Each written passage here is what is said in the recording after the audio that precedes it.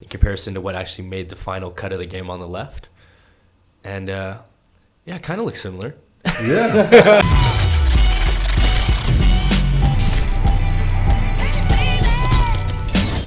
What's up, guys? Today's guest is the fight coordinator of Lucifer Season 3 and 4, currently streaming on Netflix. Please welcome to the JAMCast, Mr. Vlad Rimburg.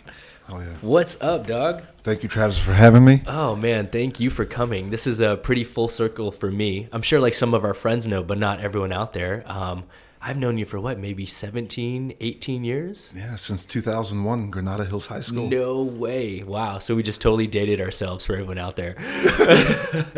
But it's really cool, man. What is really cool about that makes it even more full circle than just knowing you is that dating all the ways back to those years, you were always the only guy that had a camera. You were like the guy amongst all of our friends that were filming and actually out there trying to do fight scenes. And we even did a fight scene ourselves at one point. Yes, we did.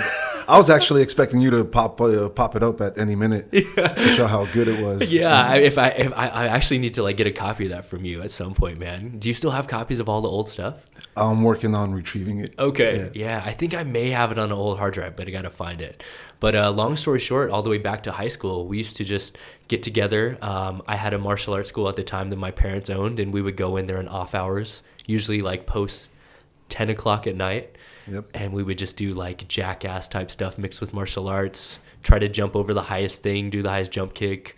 We'd have boxing matches where you dislocate your shoulder. Yes, I did twice. Yes. Within 30 minutes. Yeah. And I remember all of us panicking, like, shit, what do we do, man? Like, I'm like, Travis, call your dad. He's like, I'm not going to call him. No way. Not calling my dad for that. Oh, man. But it's really cool to see that after all these years, yeah, you finally have reached, I guess, the goal that you had all this time, which is working in actual film and television these days. Of course, yes. Yeah, man. And so really quickly, Paul, this is quick for me to reference something right away, but pull up the first article right there. And this is something I wanted to show, which you may not know, but did you know that Lucifer is currently the #1 most watched/demanded things on Netflix? Hell yeah. Yeah. So congratulations. Thank you very much. Yeah, man. I just saw this article come out on Business Insider that listed the top 10, and #1 is Lucifer currently. So how did you get brought on to that show, and how long did you work on it? A close friend of ours brought me on. I'm going to keep the name hidden. But that person gave me a call and said, hey, there's a gentleman by the name of Marianka. Expect a call from him anywhere in 2 weeks. You'll work as a fight coordinator for a couple of weeks. So about 3 to 4 weeks later, I get the call and asked to go to a meeting over at Warner Brothers. And it's one of the concept meetings for an episode where Lucifer takes on the Korean gang. Ah, cool. Okay. So I'm sitting down and everyone's going around introducing themselves. And I'm like, hi, I'm Vlad Rimburg. I'm the fight coordinator and it's my first day here, halfway through the season. Totally.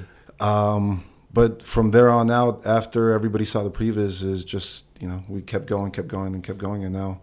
Man, what a coincidence, too, that the first scene is against a Korean gang, just because I know that your style is so highly influenced by Korean action. Yes, and I was considered an honorary Korean member. Man. Back in our high school days. Totally. Yeah, it was a lot of fun. I called up anyone that I knew for the longest time. I called up Sam Locke, I called up Alan Joe, but everybody was busy. Yeah. Which was good, though, because you got to use some of the newer kids I saw in some of the other episodes. Yes, Michael Ayer came on board, Alfred Singh. Awesome. Everyone kicked ass, and we just had a lot of fun. We got to do a lot of gags, and working Lucifer allowed me to work with a lot of new talent that I had never worked with before, like Bruce Concepcion. Yeah, totally. Who's been working with 87. Yeah. I didn't know he was an amazing acrobat. Yeah, I know, right? Surprising what you see when you test guys out there. Oh, definitely. Yeah. So I have a question for you. How long was each season? How many episodes? And was there action on every episode? I think Lucifer started out as a 10 or maybe 12 episode series, and it eventually started growing. When I started season 3, I started on episode 9. That season had 22 episodes plus an additional 2 episodes. Wow, bonus So ones. yeah, so Cool. You're talking about like 24 episodes. And then when they got canceled and Netflix picked up, we had 10 episodes. Okay. Lucifer isn't known as an action show. There was action on it, but I think ever since I came aboard, that slowly began to change. Yeah, like definitely. in season 4, we had a huge finale, like a 3-4 minute finale. That's super cool. Super cool to see that influence. So for everyone out there that may be kind of wondering like what your job title entails, so what are you doing as the fight coordinator on Lucifer? So for the average person out there that's listening, what does that job title entail?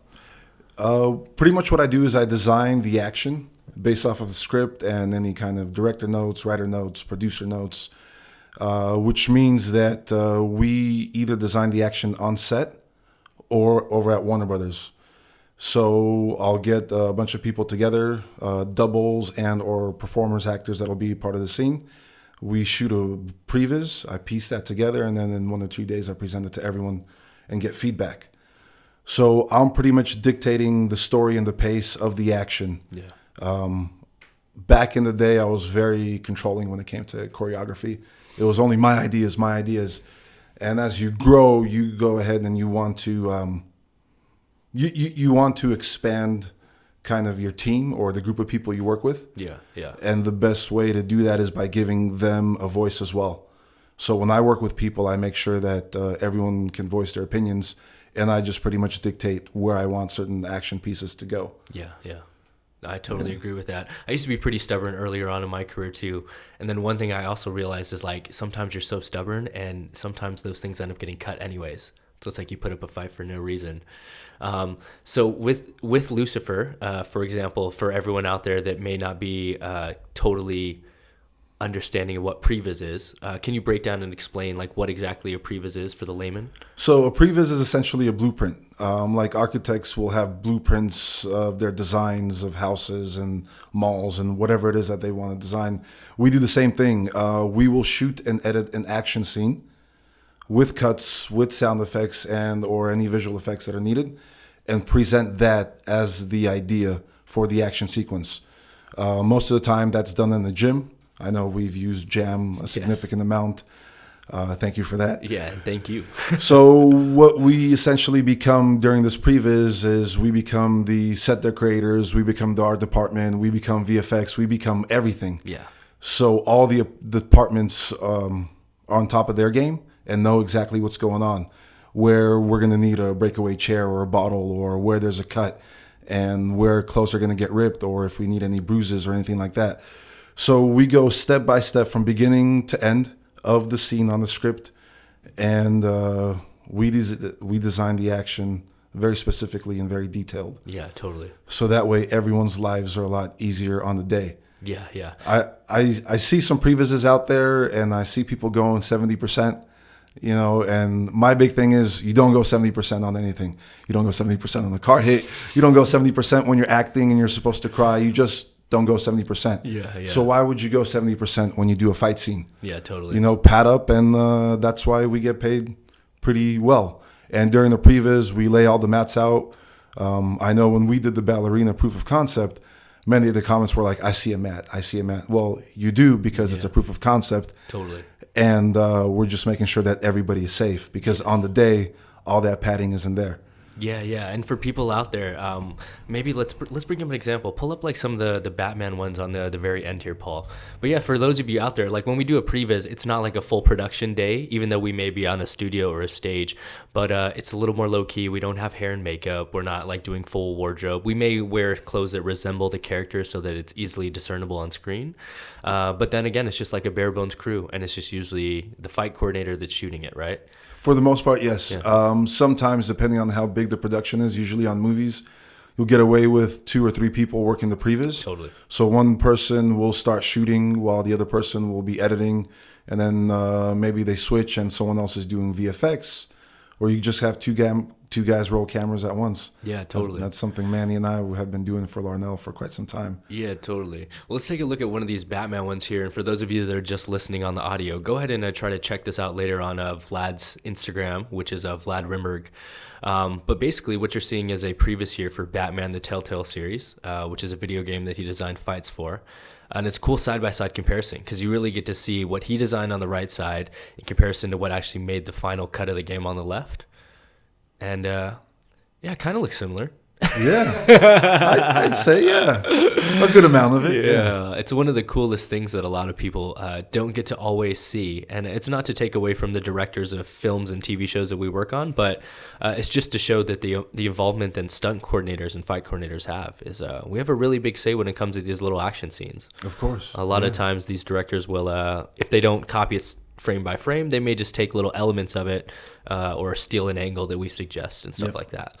I think what's cool about these previses, though, that I like is that it shows off a lot of different styles of fighting and different camera tricks you're doing. You're doing like the slow motion ramping in some of these. Mm-hmm. But what's most impressive to me is that this is all happening in the tiniest little dance studio room at Jam right now. Yes. which I think is almost more impressive than some of the fighting, to me, is making this look like this is in a giant room. Because Paul, try to pull up like the last one, like one of the B-boys or something. I want people to see like, this is how small this room is, guys. Like this room is what, maybe I think we measured at like 30 by 20. So we're talking a 600 square foot room, which have mirrors on one side, which Vlad loves. I love those mirrors. I've asked Travis several times to put up some kind of a drape, and he's like, "Hey, listen, you can do that on your own time." You know, I'm just a fan of the cardboard boxes. I feel like it just is so representative of stunts, and it builds character for the younger guys to build them and break them down. Oh, of course, we love doing that. Yeah, we'll work on getting a drape in there for Vlad. The next full game you bring in there, we got you. That's a promise. You heard awesome. It here. Yeah. But going back to you talking about using that small space, I come from the indie world. Yes. I picked up a camera for my martial arts tournaments, and then I started using it for my own hobbies, which was shooting and filming fights, which evolved from doing jackass and martial arts nonsense. Exactly. And all those years of practice helped me set up this career path because of the experience I've had with being able to shoot on the spot and think of choreography and just camera movement on the spot. I feel like that's allowed me to be ahead of most people in the camera operating, directing game. Yeah. So working on the previs like this, and especially partnering up with Manny, who's been working alongside me for the last 5 years now, it's just like, cool, this is our space. What do we need? We need to build an environment. So let's use this big red block as a table, and let's set up a couple of boxes as chairs. And it's like within a minute, we already know where everything goes. Yeah. Because of all that practice and all that experience. It's not something that someone can just show up and be like, yes, this. Yes, exactly. So make sure that you practice and practice and practice and practice, you know? Yeah, real quick shout out to Emmanuel Manzanares, who Vlad's referencing there. But yeah, that was like honestly a seamless segue. Vlad, you should be a host, because that's exactly what I wanted to talk about, was how you transitioned from the indie fight world to doing it professionally. So how long have you officially been doing indie fights for? My first short film was in 2002. Okay. And that was with my buddy Gerard Villaverde. Wow. We shot that in the park somewhere in Porter Ranch. Okay. With very, very minimal action and very comedy-based action, because at that time I had just gotten access to a lot of Hong Kong movies and DVDs. And an aspect of Hong Kong filmmaking is action comedy, yes, which Sammo Hung and Jackie Chan do so well. So we try to implement that. But I didn't really start doing martial arts-based short films until 2003. Okay. And I would have to drive to San Diego or San Bernardino or San Francisco just to have someone shoot something with me. Yeah. Because in this industry, when someone tells you that they're too busy, it just means like, no. Yeah. And that's cool, because now if I reach out to just about anyone, I'm very fortunate to be in a position where just about anyone's going to say, yes, I'd love to shoot something with you. Yeah. But what people need to realize, and the reason why they are willing to shoot with you now, is because of the exposure that exists. You have an account with videos with millions of views on YouTube, whereas back in the day, YouTube didn't even exist when you were shooting. Exactly. So like, what was the platform that you guys were shooting for? Like, were you just posting them for fun? Where were you posting them online for people out there that weren't around back then? Well, everything began with Zero Gravity. They had their own website, and they put up their first fight, title pending. And I think that's what initially started the whole independent filmmaking wave. Everyone thought to themselves, if these guys can do it, we can do it. Yes. So you had Zero Gravity, and then Excuse me. And guys, please look up Zero Gravity for those of you out there that are up and coming stunt guys. If this is a career you're serious about, you'll recognize a bunch of names from Zero Gravity. And Sam Locke, Latif. You got Tony Chu, who was one of the co-founders, and Tony Chu would just hit the ground without any pads, because back in the day we didn't know what pads were. We made contact, not to the face because we stacked, but blocks and all that other good stuff. I mean, that was real. Yeah. We didn't complain or anything.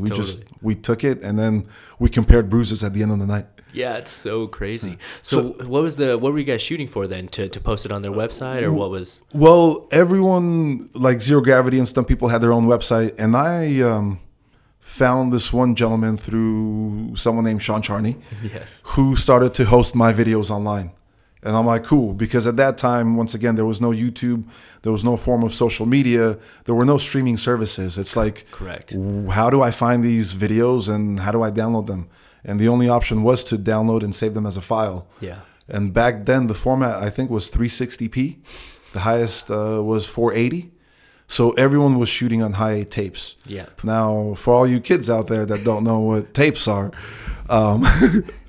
nowadays you have a chip that goes into your camera. You take out the chip and you just stick it right into your computer, and voila. Seamless. We had a tape which looked like a rectangle, smaller than the VCR tape, and we stuck that into the camera. We recorded footage, and then we would plug the camera into the computer and go through the footage and choose spots that we would want to go ahead and start importing into the software. That was a lot of fun. It was a pain in the ass back in the days. But you know what's weird? Back then, we would shoot a fight for 6, 7, 8 hours, come back, have everything edited by that night. Nowadays, I do a full 8 hours. I come back, I'm like, I don't want to look at this for another like 2, 3, 4, 5 days. Totally. But we were doing it for fun. We were doing it because we loved Hong Kong cinema. We loved action movies, and we wanted to be our own action stars. So cool. And I think that's the easiest way to go ahead and tell people that you exist, is by creating content yourself. And the community gathered on forums. Zero Gravity had a forum. Stunt people had a forum. And that's where everyone started communicating with one another. The Young Masters came about from Germany. They started posting on there. Andy Long, who was part of Jackie Chan's stunt team, who's a stunt coordinator in Europe. You know, everyone just kind of found this place, and we continued to make. And it was great. It was good, healthy competition. And I encourage good, healthy competition. And what does that mean? That means, like, you know, when Brian Sawyer releases a short film, I'm all like, I need to go and shoot something. Yes. You know, it's not like, oh, I want to prevent this person from making money and from feeding his family. That's bad competition. Yeah. That's unhealthy competition. Totally. We should all do good work to inspire one another, and so that way we're always trying to compete secretly. Yes, 100%, man. So yeah, we were just shooting stuff, and when the DVX came out, that was the next big thing. DVX was a camcorder. It wasn't a camera, a DSLR. It still took tapes, but it shot in 480p, and a lot of people started getting nice lenses for it. Yep. They were shooting feature films. It was like the greatest thing ever. Totally. Yeah. And when DSLRs came out, I got my first DVX. No way. so I've always been super behind. behind. Yeah. Like right now, everyone's shooting 4K, and I'm still going 1080. Yeah. Because I'm like, it's going to YouTube or Instagram or Facebook. I'm not trying to pitch anything to Netflix just yet. Yeah. Oh, totally. And so how long do you think that you shot stuff independently for? There was quite some time, right, before you got officially, I'd say, within the Screen Actors Guild, for lack of a better timeline, you know? Well, I joined SAG in 2015. Wow. I quit my job at Apple September 18, 2014. Wow. And then I went to India. No way. Yeah. So a long journey, though, committing Definitely. to just shooting independent stuff. Yes. That's super And cool. it's just a matter of believing in yourself. Yeah, totally. You know, coming from a European background, Soviet Union background, you know, you're expected to like be a doctor or a lawyer and do this and do that. And if you tell someone that you want to do something creatively, everyone gives you a look. They judge you. They question you. Yeah. So you could say that there was a lot against me, but I just believed in my work. I've always been a believer in my work, and I put in 11 years. Yeah. You know, some people are like, come to LA, and it's like, oh, I didn't make it in a year, I'm going to go. How about 11 years? How about 11 years, you know, of going all over the place. I think I put like 200 to 400,000 miles on all the cars I've driven, combined total. Just shooting. Yeah. That is super cool, man. But my first job was actually in 2013. I did a series for you and Sam Parham, The Hunt. And at the end of the year, Larnell hit me up and I got a weekly on the movie called Max Steel. No way. Yeah, so that was my first job in 2013. First official one. Yeah. And what was your role in that? Was it as a fight coordinator as well? I was just shooting, editing, previz. And I was just helping design the action. I was voicing my opinions and things like that. Okay. Nowadays, what ends up happening is I think even though we have a title like a fight coordinator, fight choreographer, there's always a fight team. Yes. You know, like Damon Caro has a fight team and 8711 is a fight team. So I feel you. Yeah, in a lot of regards. I want to ask you a couple things, and I don't want to bounce around. So really quickly right now, I guess, for someone that's out there right now that's trying to get into shooting their own fights, what advice would you give them in order to start? Would your advice be to get out there and shoot their own stuff, or would it be to replicate existing stuff first? What do you think is the best route to go? Just so everybody knows, I started shooting my own stuff in 2001. So if you want to add an additional 2 years of your life by creating your own choreography, you can. Yeah. What I highly recommend, and this is something that 8711 did, was grab a fight scene, a Hong Kong style fight scene, and replicate it. What does that mean? That means you shoot it angle for angle, you edit it shot for shot, cut for cut, and you perform it the way the performers are performing it with the same energy and intensity. You do that, you take a look at it. When you realize that it's the way it is, you do it again. Do it 2 to 3 times until it gets really, really good. Yeah. If you want to speed up the process of being able to work in this industry, that's what I highly recommend doing. Okay. There are a lot of people that want to go ahead and start choreographing on their own, but they have no understanding of choreography. Yes. Now, it'd be very different if I went ahead and had a conversation with them and asked them, name me 10 Sammo Hung movies from the 70s, from the 80s. And they'd be like, Yeah. Well, then obviously you have no knowledge of choreography. Same thing with dance. You know, you in order to go ahead and start choreographing dance, you need to know how to dance. Totally. Yeah. You have to have a reference. Exactly. Yeah. So use a scene that's already been done to your advantage. Cool. You got YouTube. You got all this stuff. You can shoot a fight scene on your phone. Yeah. It doesn't matter. Just get out there and start doing it. The sooner you start doing it, the sooner you'll start working. Yeah, 100%. Is there any common mistakes that you see out there that would help people right away, or anything that you think would save people a lot of time? When you watch your own work, you have to be your own worst critic. Cool. Like, you have to be able to analyze the performance and everything. You can't say to yourself, oh, we shot something, it's great. Yeah. It doesn't work like that. If you think that way, you'll never grow. You need to be able to break down your own work to be able to grow. And in order to break down work, you have to do the work. Yeah. So go out there and do the work. And the biggest mistake I see is I think people get too hot-headed with the work that they've produced and they show it off. And it's like, well, it's what are you comparing it to? Because if you're comparing it to other people that shoot indie stuff, I shoot indie stuff. Yeah. Brian Sloyer shoots indie stuff. Manny shoots indie stuff. Yeah. You know, the guys in Atlanta are shooting indie stuff. Yeah. Felix and Ruben, their stuff is getting really, really good. It's getting really good. Because they've been practicing. Yeah. So just keep doing it and analyze it. If you want to, send it to me. I'll give you my opinion when I can. I'm overdue on a couple of the choreography bits from the last workshop. But yeah, that's what I highly recommend doing. Replicate other people's work. And you kind of touched on it, but as far as equipment's going, what do people need, or what can they start with? I feel like that's something that people kind of view as like something in their way of why they can't get started. But right now you're doing a podcast using iPhone 10s, exactly, right? Bro. Because I saw one of the other podcasts, yeah, where you were talking to Mr. Anthony Alba. Yeah, totally. And he was saying, hey, I use a GoPro, and he's got over 1 million subscribers. Yeah. There is no excuse to not be able to do anything. See, back in the day, we had no smartphones. That's something that came out in 2007. Yeah, for real. Right? We had to go and buy a camcorder. That was at least $600. Yeah. And when you're 18, 19, go find $600. And you had to have a computer fast enough to edit. Exactly. Yeah. Now you can get all the software on your phone. It's just a matter of beginning somewhere. And you kind of touched up on it. You know, it's like, do I need this kind of equipment or that kind of equipment? Another mistake I see is people buy all these toys, but they don't know how to tell a story. Yes. Like, I want to take out my DVX and shoot something in 480 and be like, here. Just to prove a point. Just to prove a point. Just to be like, it doesn't matter what you shoot on. Yes, the more expensive the equipment, the nicer it'll look. But if you can't tell a story, if you don't know how to operate that stuff, what's the point? Yeah. People will go ahead and start bringing their gimbals on the first day of a shoot. And they're spending 4, 5, 6, 7 hours just trying to figure out how to use the gimbal.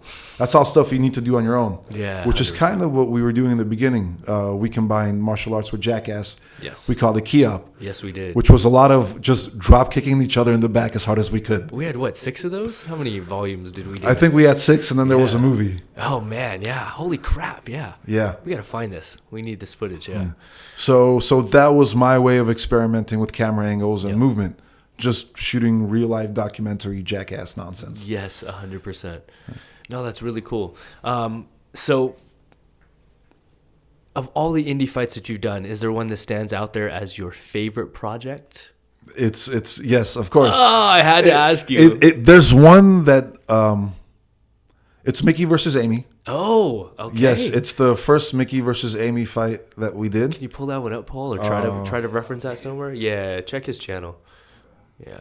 So Mickey versus Amy. Wow. Yeah. I didn't know which one it was going to be, so I had no. Now the reason I say that is because, well, at the time I was a hardcore World of Warcraft player. Okay. I spent like 5.5, 6 years playing World of Warcraft. Wow. But my gameplay time was 2.5 years. Imagine 2.5 years of your life spent playing a video game. So number one, I know all about wasting time. That's why I don't want other people wasting my time. Yeah, yeah. I will waste my own time. So the reason I stopped playing World of Warcraft is because my debit card was expiring. And when I got a new one, I never put the information in. So you couldn't get on. Exactly. So once I stopped playing World of Warcraft, I had this idea to shoot a fight between Mickey and Amy. And what's that one called? It's Part 1, Chapter C. Okay. I've also re-uploaded it to a 1080 format. So Part 1, Chapter C. All Part right. 1, Chapter C, yeah. It was a 3-day shoot over the course of a month and a half, I'd say. Okay. One time we came out when it was drizzling in LA and it was raining over in the Santa Monica Mountains. And it's my favorite fight because it was the first time I got to really showcase 2 women fighting. Yeah. In our industry, I would say up until the time I released this, I had never really seen 2 women go at it, you know. Yeah. Full power, head to head. Now, yes, there is Hong Kong cinema. You got Cynthia Rothrock. You have Michelle Yao. But when you're watching 80s Hong Kong cinema and you're watching the female performers fight, there's a little bit of a softness to it. Yeah. On my shoots, I'm like, you need to put on pads. We're going 100%. No 70% nonsense. Totally. So when this was released, the story I was told was that Mickey and Amy received a phone call that day asking them to work on the project, but neither of them were SAG yet. Okay. I got a phone call from Larnell, letting me know that I did a great job, this and that, and he'll be contacting me eventually. And sure enough, after X amount of time, he helped me launch my career, and he's helped me out since then. But this is my favorite just because it's opened the doors for the 3 of us. Totally. And I started using this as a way to empower myself, knowing that I can do this, I can replicate this now because I've studied the work. Yeah. And I can get more people work. Yeah, totally. And what year is this, Paul? Scroll down. 2012. Wow, 2012. Oh, yeah, so this is the 480 version. That's with like crazy. 300,000 views, and I uploaded the 1080 version. Yeah. It's got a little over 100. And to me, it's insane just to see both of these girls who this was at the start of their careers where they were available to shoot stuff like this. And now they work so much. Yeah. Man, you'd be lucky to get them for 3 days in a month to shoot, right? Wow, that's cool. So I'm glad that I asked you that. Now, besides this, I'd say I think your most viewed one is Us, right? Yes, it is. No way. Okay. Yeah. And how many views is this one at right now? This one's at, wow, Almost 4 million. Almost 4 million. Almost 4 million, man. And this one came out in 2014. And what inspired this one? Micah and Nate reached out to me. They said they wanted to shoot a fight. And for some reason, I was just thinking, okay, you guys are Sharky boys. Yes. Shout out to Sensei Sharky, karate school over in Illinois. Thank you for bringing up good martial artists. Yes. And I wanted to go ahead and do something more karate based. And I thought to myself, well, where can we shoot? We can go shoot in the Santa Monica Mountains. Okay. And this ended up being a 3 or 4 day shoot. 4-day shoot. Okay. 96 plus degrees every single day. Yeah. 45-minute hike one way. No, man. Yeah. Lots of fake blood. Yeah. Luckily, not a lot of gear, though, right? Not too much gear, but at that time, Aaron Tony hooked me up with his Panasonic HFX. Oh, yeah. Okay. Which is a 720 version of the DVX. He's like, you got to stop shooting on your camera. Totally. Like, you need to upgrade. Yeah. So there was a whole case for that. That was like a good 20, 25 pounds. Yeah. And of course, my little blue mat that I've had since 1994. Yep. Yeah. And Micah and Nate and I got together at Jam. I still have the footage on my old iPod Nano. No way. Where we were just going over choreography and ideas. And we just kept evolving. And during the montage, I was like, all right, you guys have any ideas? Yeah. Like, let's go ahead and start doing some stuff. Yeah. Super cool. And you kind of touched on it right now, and I don't want you to give away your secret sauce, so to speak, but what is your approach to choreography, and how do you come up with the moves once you're, like, given a scene, so to speak? That's a great question, Travis. Yeah. I'm just trying to. Yeah. Should I give you the rated G version, or can I give you the PG-13? You can give away the version that you want the world to know, I guess. Okay. You know. So if there's a secret, keep it a secret. You know. But, I mean, here's the thing: it's no secret that I engage in 420 related activities. I do a significant amount of smoking, and it's perfectly legal in California. Yeah. And the reason I started doing this is because I've had 25 shoulder dislocations.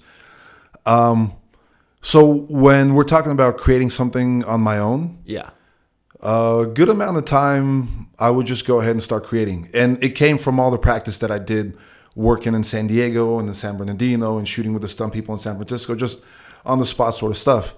But when I engage in my activities, I close myself off in a very small room or in the car, and I just blast music. Okay. And I just completely zone out and relax. And I start thinking of things. But even if I'm not in an intoxicated state, what I try to do is I try to think of special moves, you can say, and where those special moves belong in the choreography. Yes. I don't start choreographing from the beginning to end. Sometimes it'll be the middle, sometimes it'll be the end. Yes. I love to start working on the end. If, for example, I'm working on a feature film, I like to start working on the end. That way I've given my characters all of their moves and all of their abilities, and I just pull from there. Mm-hmm. Now, the only problem with that is making sure that all the other fights aren't better than the finale. Yeah. You know? That makes sense. So you could say that's a certain way that I approach choreography. I released a short last year called Model A with Mickey Facinello and Amy Studevant. And I was in the car, and the track came on by The Encounter. Okay. It was called Throat. And all of a sudden, I just had these visions. Wow. It just like came to me, wow. And one of the first visions I had was that flying headbutt that Mickey does to Amy. Yes. And I was just like, how am I going to pull this off? Because nowadays, I'm less about like, I want to control every single move, and more about like, I want to do something creative and different. I want to give people a huge payoff. Yeah. Like 3 headbutts and then boom, flying in. Totally. Something special. So I try not to force myself, just like writers shouldn't try to force themselves to write. Just do it and then see if ideas will come about. Yeah. I always feel like the right timing will happen at the right time. So I'm just open to anything and everything at all times. And if there's something, for example, if I'm working on Lucifer and there's something specific that a director wants, then cool, I have some kind of a base. Yeah. They'll tell me I want this, or I want to use this platform, or I want to use this particular spot in the location. Then it's like, cool, you're giving me more than enough. So that way I don't need to start from scratch. Yeah, totally. No, I think it's really cool what you touched on, and it's something that we have like harped on and kind of heralded on the show a lot, which is that it's not about all the moves and the choreography. It's like we ask the average person, repeat 10 moves of choreo. They can't. It's all about, just like you said, the special moves or the moments. And I think it's really key.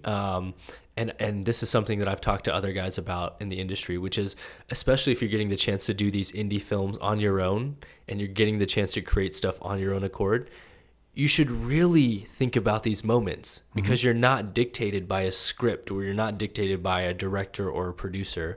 A lot of the times when you and I are on actual film sets, we're dictated by so many things up this bureaucratic ladder, you know, where from the top down, we're told what we can and cannot do.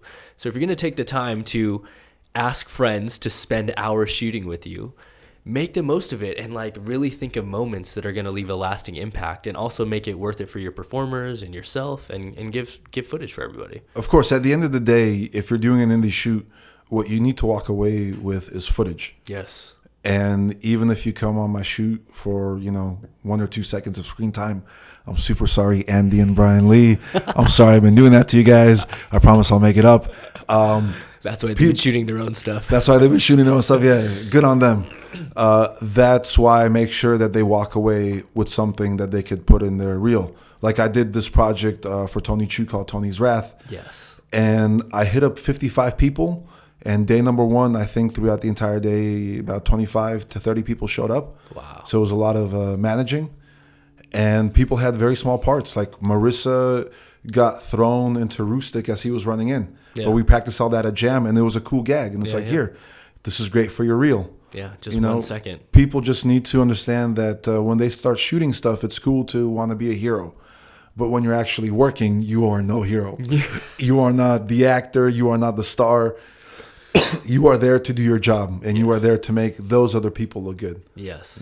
Yeah, a lot of people don't realize that stunts is a very humbling job, and it's meant to be that way. Like, you're supposed to just show up. You're almost like a faceless name. You do your job and you go home.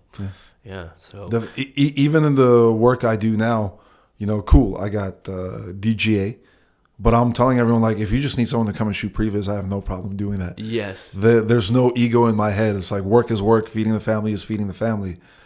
And I know where my place is. Everyone should know where their place is. Just because you shoot and edit stuff, or you know how to, doesn't mean you should run up to the producer and tell him, hey, I can do this job too. Yeah. Respect your boss. Totally. Respect your elders. Yeah, 100%. Keep your mouth shut and just do your job. Yeah. Like that. And then go and shoot stuff on your own. Let people know you exist.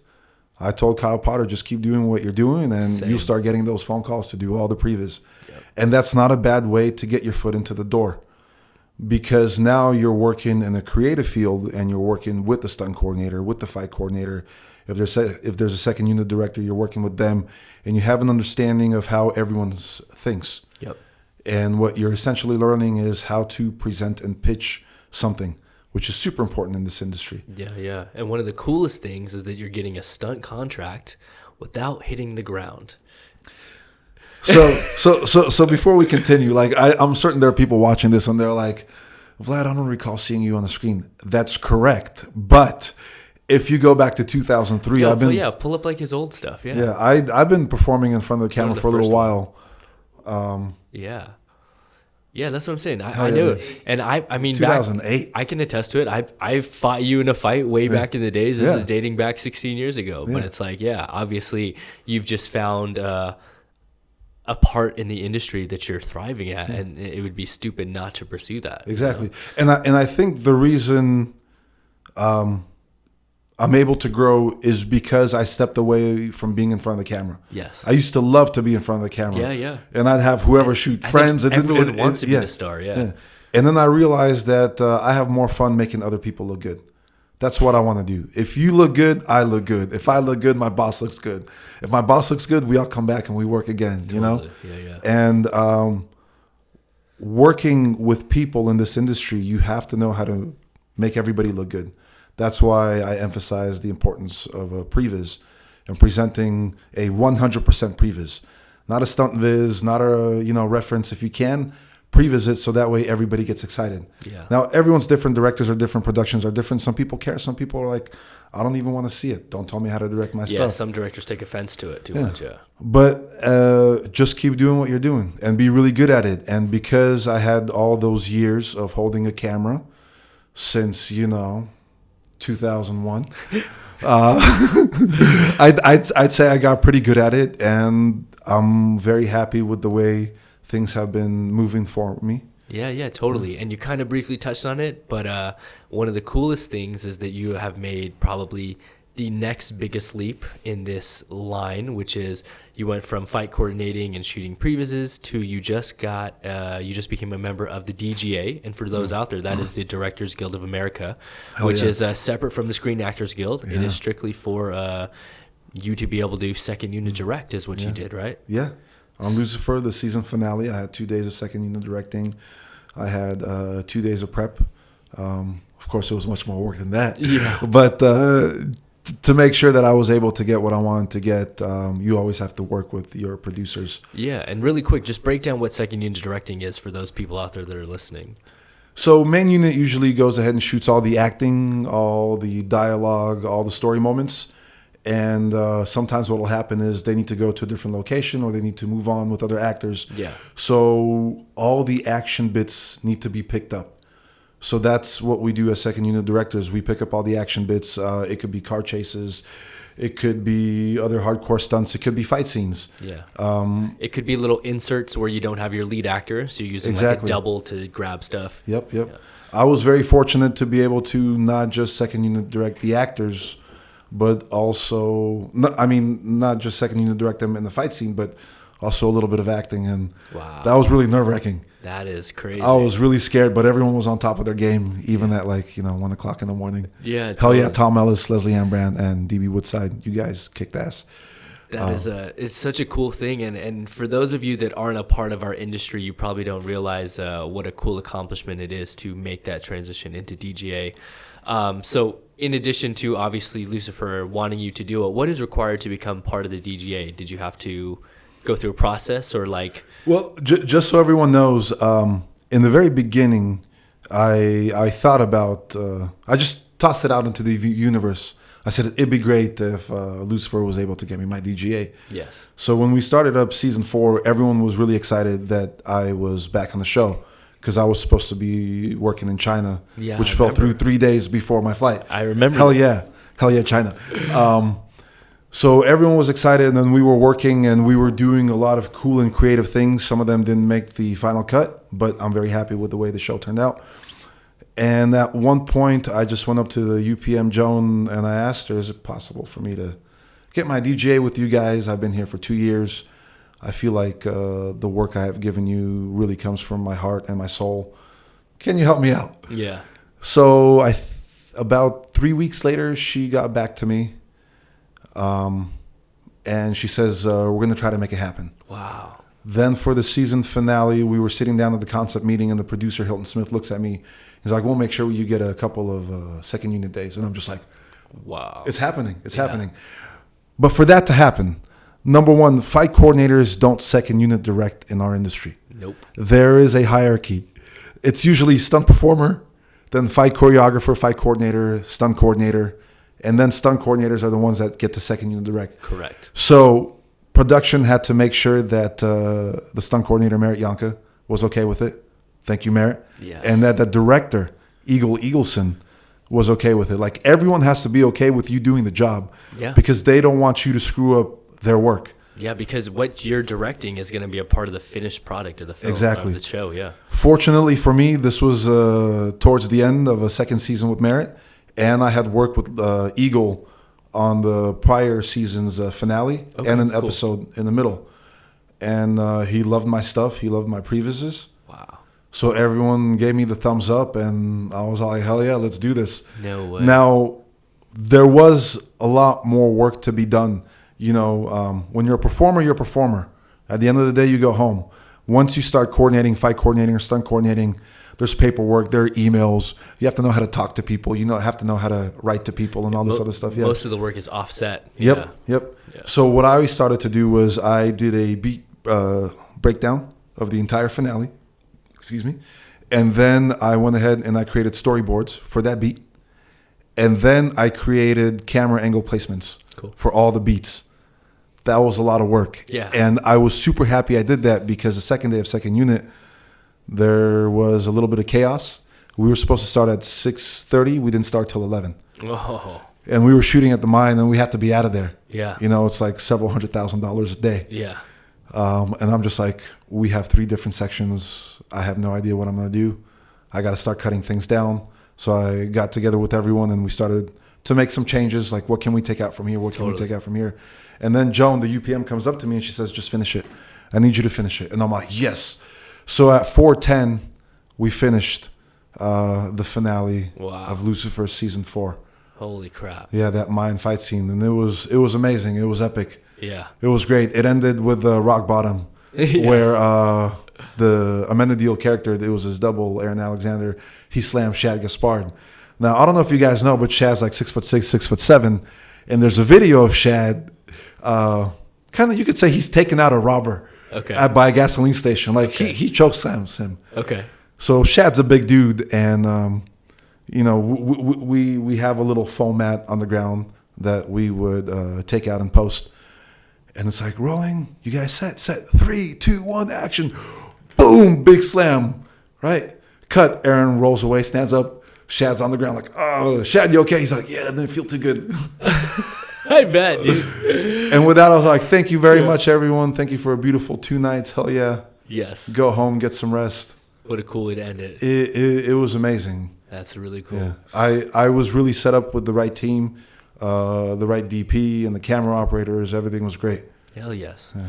And so what's the plan now? Is the plan to continue to pursue second unit and everything in the DGA, or do you want to keep fight coordinating? The plan is to work. The plan is to work. I have an 8-month-old man. Yes, Jesus. I need to provide.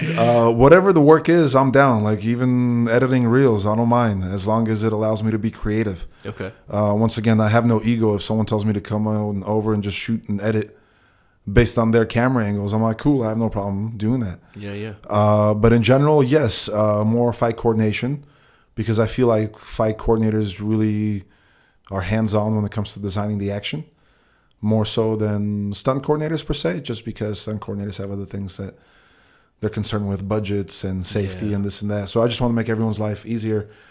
And yes, definitely second unit directing, you know, making the action director term more common and familiar in Hollywood, because it's a very familiar term over in Asia, in India, in China, you know, Thailand, all over the place. But in the States, it's like second unit director.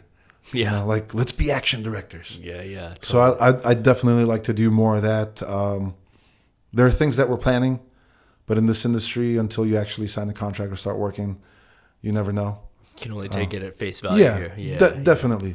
Totally. But I feel that as long as I stay productive and I stay creative, which means making something, whether I'm editing someone's reel or editing my reel or just putting together my little montages of Hong Kong movies to retrowave music. Yes.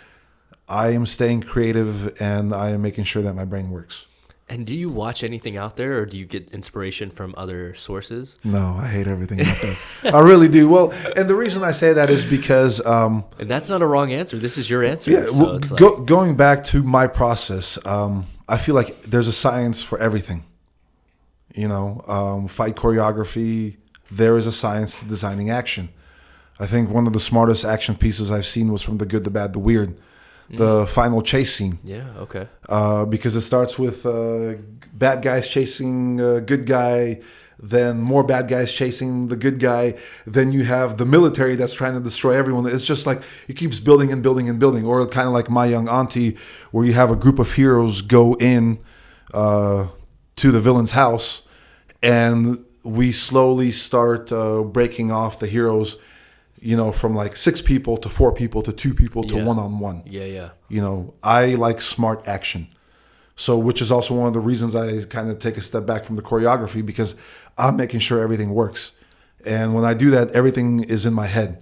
Like, I never write anything down. I rely a lot on this head that I do a lot of extracurricular activities with. Totally. So, yeah, for me, there's a specific kind of a pattern that I focus on. And I feel that that helps me with anything and everything that I do, whether it's editing something or, fight coordinating or having to second unit direct.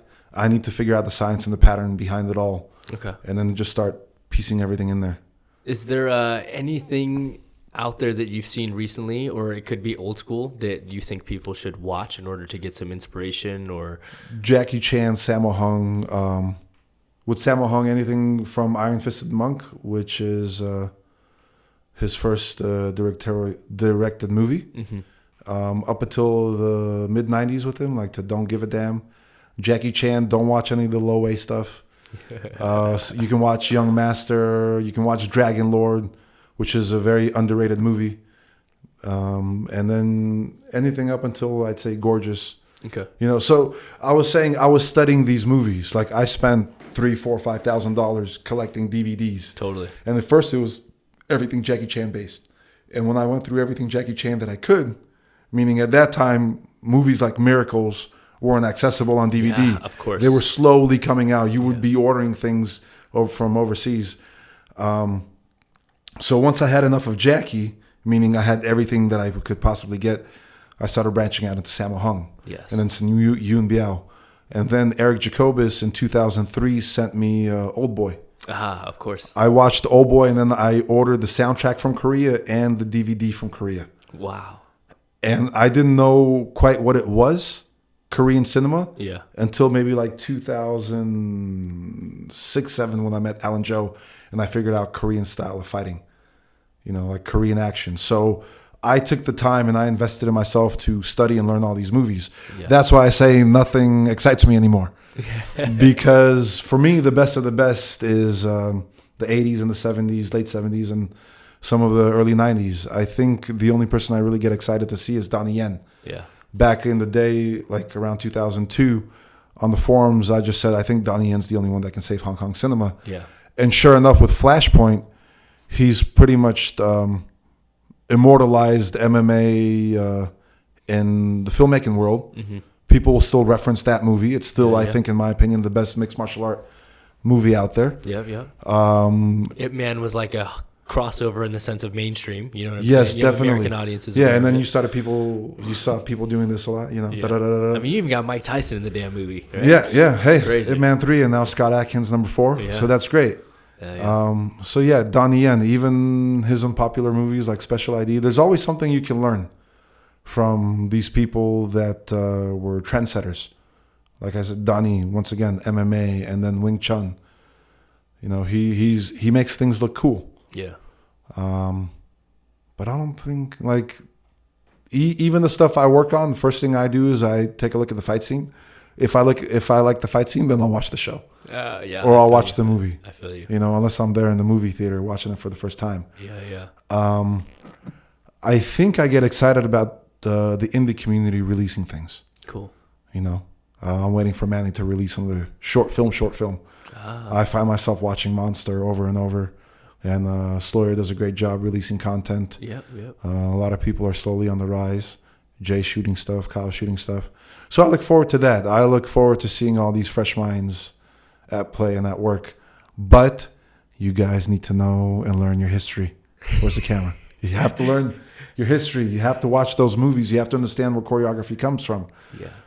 It's I like to compare it to dance, which is something I found out that Chad Stahelski does. Chad's the director of the John Wick series. Yeah. And I think of Hong Kong cinema as ballet, the classic form of dance, because we always revert to that. And then, you had Tony Jaa come out and do a bunch of power moves. Yeah. So different form of dance, but everything is essentially a form of ballet. And that would be Hong Kong cinema. So if you want to be good at this craft, start watching movies. Yeah, one of my favorite quotes is, I don't want to misquote this, but I'm pretty sure this is right. It's creativity is merely an illusion.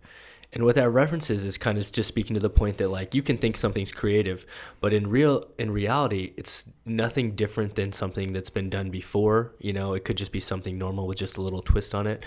And so like being creative is really just an illusion that exists, because a lot of things that we think is creative now has probably already been done 30 years ago in some form. So in order to know where you're at, you definitely have to see like what came before you. So, of course. Yes. Someone told me that if you look at television, everything's already been done either through the Twilight Zone or through Star Trek. Yeah.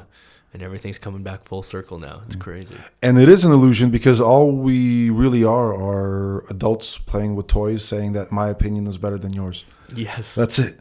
You know, like we get paid to play with real life G.I. Joe dolls and dictate how the action is going to be. It's a beautiful thing. Yeah, I had a phone call with Jeff Amata today, and we ended it by just saying, like, isn't it funny, like, all this stress and stuff, and at the end of the day, we're just creating movies that people watch for fun. Yeah. You know, It's just entertainment. But yeah, man, I really appreciate you coming through and sharing your perspective, dude. It's definitely not the last time. I hope you come and see us. Of course. So anytime you got a project coming up, let us know, and we'd love to shout it out and break it down and talk about it more. Hell yeah, that was the fastest hour. I'm like, that it's already been an hour? What? Bro, super easy, right? Awesome. Yeah, brother. Well, I really appreciate it, Vlad. And really quick, just for the people out there, just to look at that camera and tell them where they can follow your Instagram at. You can follow me on Facebook at Vlad Rimburg, or YouTube on vjvlad.com. No, wait, what? Yo, pull your mic in front of your face too. Yeah. Oh, sorry. Yeah. So on YouTube, VJ Vlad on YouTube, and on Facebook, I'm Vlad Rimburg, and on Instagram, I believe I'm Vlad Rimburg. Yes, because Travis actually is the one that created my Instagram account, and then eventually, many months later, I took over it. Thank you for that. You're welcome, brother. And sorry, real quick, just going off of that, there is no excuse for anyone here that's watching to not be able to go out and shoot something. I have an 8-month-old, okay? I work. I manage my own social media, which is not bad, you know? Yeah, totally. So go out to the park, grab a phone, replicate a fight, and keep working on it. If you want to take this career path and you're thinking of doing it seriously, then you need to take yourself seriously. You want to surround yourself with people that want to create, that are motivated, so that way you continue to create and you stay motivated. And if you don't work, if you don't put anything out, no one knows that you exist. And your skill set and your talent set will never get better if you don't put it to use. Hell yeah, Vlad Rimburg on Facebook, Vlad Rimburg on Instagram, and VJ Vlad at YouTube. Hell yeah. The most epic outro in JAMCast history, man. Thank you very much for coming through, Vlad. And I'm really glad that you took the time to say that. I feel like sometimes people need to hear these things. And coming from someone like yourself and the experience and where you're at in your career, hopefully it hit home. So definitely. And I'm going to repeat it at one of the workshops that we'll be doing eventually. And it will be a free workshop at JAM. Yes, come through, y'all. Hell yeah. So with that being said, guys, thank you for coming through and joining us again. Be sure to please hit that like button, comment, and subscribe for brand new videos. Join us every Monday for brand new Jam breakdowns, looking at the top clips, and every Friday for brand new JAMcast, interviewing influential people in the movement world, just like Mr. Vlad Rimburg himself. So with that being said, guys, thanks to Vlad Rimburg. A very special shout out, as always, to Mr. Paul Whitecotton for running things behind the cameras. And as always, guys, thanks for joining us. I'm your host, Travis Wong. Until next time, we'll see you all soon. Peace.